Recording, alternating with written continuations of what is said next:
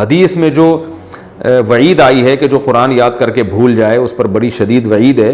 उलमा के राजिह कौल के मुताबिक ये वईद उस शख्स के लिए है जो देख के भी पढ़ना ना जानता हो, यानी उसने देख के पढ़ना सीख लिया और फिर बाद में देख के पढ़ना भी भूल गया। आप कह सकते हैं ऐसा तो मुमकिन नहीं है कि यानी इतना कोई भूल जाए कि देख के भी ना पढ़ सके। भाई जब एक दफ़ा इंसान तहरीर सीखता है वो तो हमेशा के लिए सीख जाता है ना तहरीर पढ़ना। तो देखें ये नबी सल्लल्लाहु अलैहि वसल्लम के दौर में ये इम्कान था। उस ज़माने में ख़त बहुत मुश्किल से लिखे जाते थे, इतनी किताबें नहीं थी। आज तो प्रैक्टिस इतनी ज़्यादा हो जाती है कि जो देख के पढ़ना सीखता है वो फिर सीख ही जाता है, वो उसे बार बार तहरीरें पढ़ने को मिलती हैं। लेकिन रसूलुल्लाह सल्लल्लाहु अलैहि वसल्लम के दौर में ऐसा नहीं था। आज एक तहरीर किसी ने देखी, हो सकता है कई महीने तक देखी ना हो, तो वहाँ इम्कान था कि किसी ने कुरान देख के पढ़ना सीखा हो या हिफ्ज़ किया हो ज़बानी, और वो फिर इतना भूल जाए कि अब देखी हुई तहरीर भी ना पढ़ सके, मुमकिन था।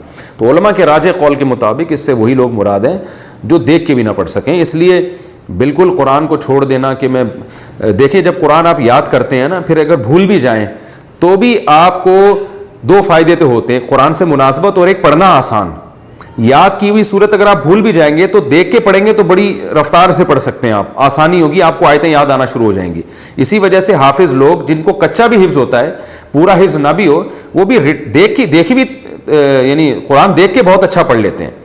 तो आप पढ़ें, कोशिश करें, याद रखें, अल्लाह की एक बहुत बड़ी नेमत है, इसको ज़ाया ना होने दें। लेकिन इस खौफ से कि भूल गए तो पता नहीं क्या हो जाएगा, कुछ भी नहीं होगा इंशाअल्लाह। भूल गए तो देख के पढ़ लिया करें और फिर या दोबारा कोशिश कर लिएगा याद करने की। तो इस वजह से कुरान याद करना ही छोड़ देना ये ठीक नहीं है। तो उलमा ये कहते हैं कि भाई अगर फ़ीमेल टीचर पढ़ा रही है, मजबूरी है आपकी पढ़ना, तो फ़ीमेल को तो चाहिए कि वो फ़ीमेल को पढ़ाए।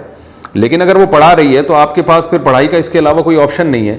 तो आप हत्तल इम्कान नज़र की हिफाजत करें, और अगर टीचर पे नज़र पड़ भी जाती है, क्योंकि पूरी क्लास में मुँह नीचे करके बैठना ये भी मुमकिन नहीं है, तो नज़र पड़ भी जाती है तो दिल को कम से कम बुरे ख्यालात से महफूज रखें। उस टीचर को आप अपनी वालदा की जगह समझें या बहन की जगह समझें या आंटी समझें आप उनको, और कभी कभार उनसे मोहब्बत में आंटी उनको कह भी दिया करें।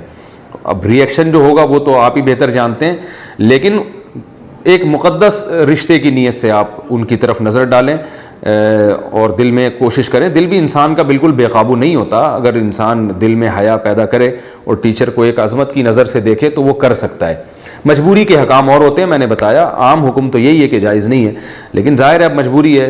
इसी तरह मैं उन लोगों, मैं क्या, जो उलमा हैं वो कहते हैं कि जो अब ज़ाहिर है जो लोग दुकान पे बैठे हुए हैं तो कस्टमर में लेडीज़ भी बहुत ज़्यादा होती हैं ख़रीदारी करने के लिए। अब वो ये कहते हैं हम अगर नज़र नीचे रखें वो तो कुछ भी चोरी करके ले जाएंगी। तो ऐसे मौके पर ज़ाहिर है ख़ातून को देख सकते हैं आप, नज़र, नीयत आपकी बुरी नहीं होनी चाहिए, नीयत आपकी जो है वो उसको साफ़ रखें आप अपने दिल को। ऐसा ठरकी बनना कि जिस औरत पे भी नज़र डालो बुरी नीयत से डालो, ये तो वैसे भी गैर अखलाकी हरकत है। औरत का सिर्फ़ एक ही तो पहलू नहीं है कि वो मर्द की हवस पूरी करती है, औरत के और बहुत सारे मुआशरे में पहलू हैं। फ़िलहाल वो आपकी टीचर हैं, इस पहलू से आप उनको देख सकते हैं। फिर भी अगर बुरे ख्यालात आ रहे हैं तो हत्तल इम्कान काबू करने की